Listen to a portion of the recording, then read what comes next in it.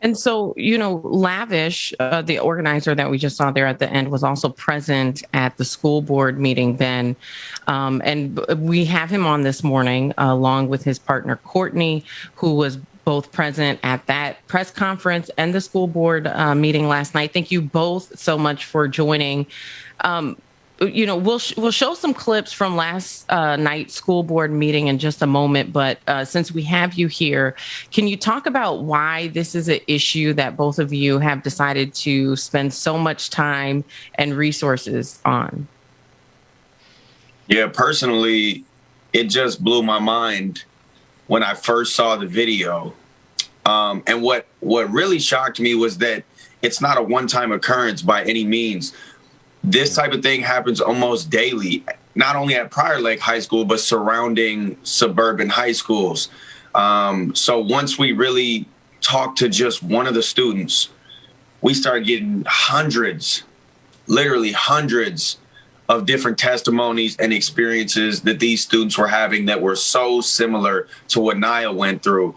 And, obviously hearing what Jalen had to say really hurt all of us.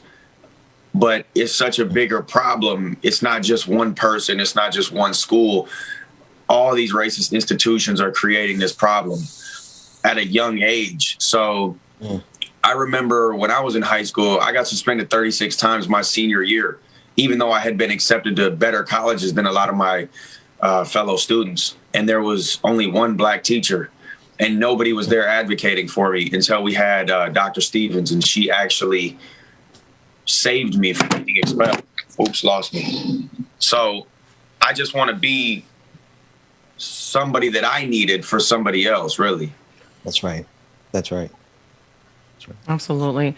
And Courtney, I know you've spent a lot of time speaking with the students, collecting their stories and documenting their stories, which is really important because, as you guys will see in a few minutes, the school board was not really open to hearing from parents and students about their experiences outside of just this one video. But you've been listening to the students, you've been listening to the parents, and you've actually been keeping a record of their encounters with teachers or other racist students. Hundreds of kids have reached out to me, just telling me their story, feeling so grateful that they have finally had a platform for someone to just listen to them. So I have compiled hundreds of stories of teachers saying the N-word, multiple students. It goes back to 2012 when I graduated high school. Like, it's a reoccurring problem that no one has cared to address. And the only reason they care to address this one is because it went viral. I have over 30 videos, kids in KKK uniforms. It's absolutely absurd. And if we can, Ben and I'd love to have you chime in on this. But I do want people to see what happened at that school board meeting last night. Folks were very hopeful that they were going to be able to bring their concerns to the superintendent, who is in a position to definitely make some decisions here, right? But what we saw is after about 5, maybe 6 comments at the most, the school board shut down the listening session.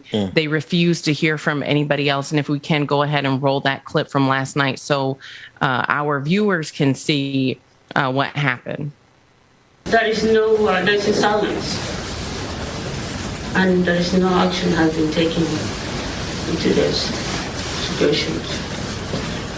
So what I have is for the district is a questions. What did you guys do when this problem happened in the middle school? I believe that is all of our speakers this evening. No, you got another speaker. You have another speaker. I do not, and I can. This room has another speaker. You can knock that hammer all you want. Follow protocol. No, but he has the right to speak. I have the right. You are here to listen to the community, so he has the right to speak. I was going to enter this room with a bullhorn, and I wasn't going to listen to anything you had to say. I understand, and we have policies and procedures. And I may not have been invited to speak. I'm going to ask you to be clear from. And I'll gladly take more than 3 minutes. All right. I'm going to call. I may not speak as eloquently as the previous speakers, but you will hear me. I heard hundreds of stories from these children, Amy. Sit out. And I'm not here to talk about equity or equality and diversity. I'm here to demand that the school takes accountability. Demand that the school takes accountability. In the light of an international scandal, y'all didn't make a goddamn decision.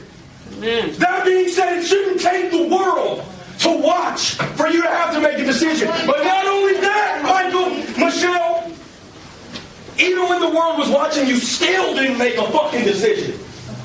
After this happened, you can step out. I'm going to keep speaking to these people here that you guys are supposed to represent. You only exist in this room to represent them. There's one story from a student that happened October 21st. I was walking in the hallway during one of my classes. There was a walkie-talkie on the table with the sound up loud enough for me to hear. The comment I heard was absolutely disgusting.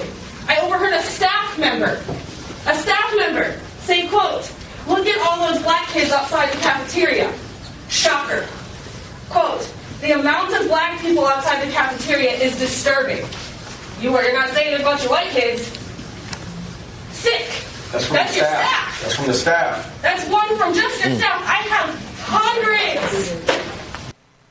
You know, there's something that you said there, Lavish, that you said it should not have taken the entire world to bring you to the point of a decision, but even then they didn't make a decision. I saw that they slowed down when they started hearing some of those testimonies. Do you think the testimonies had any impact whatsoever? And if not, what is your next move?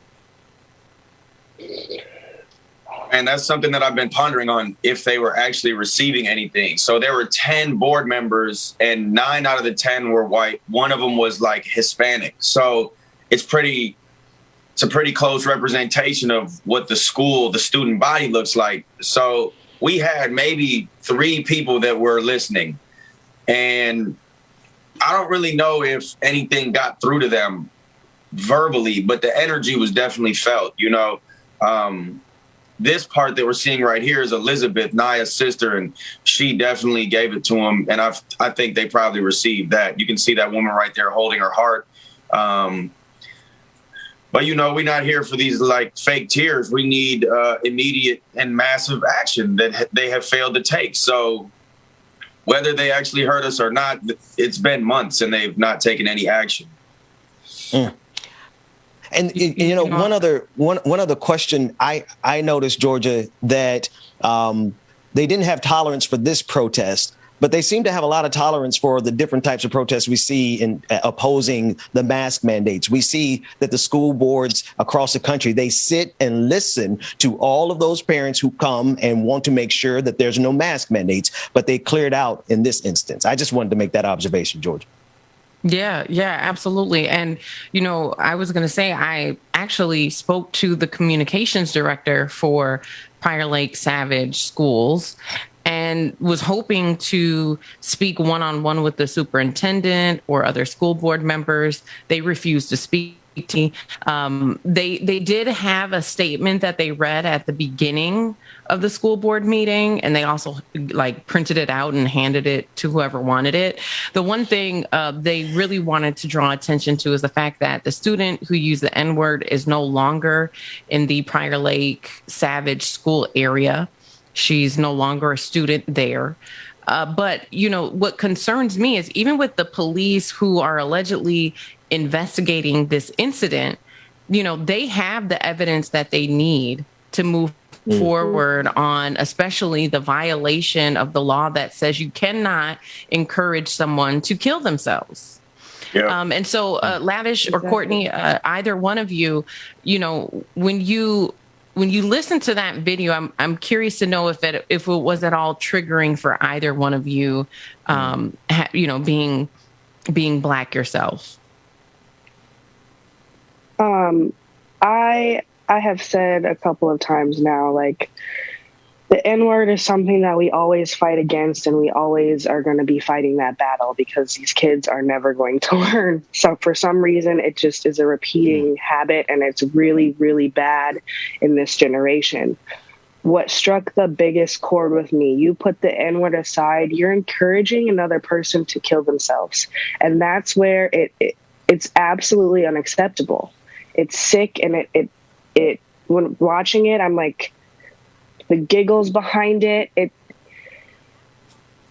doesn't make sense. It doesn't make sense how, what were you taught? How were you taught that was okay? How were you taught this much hate?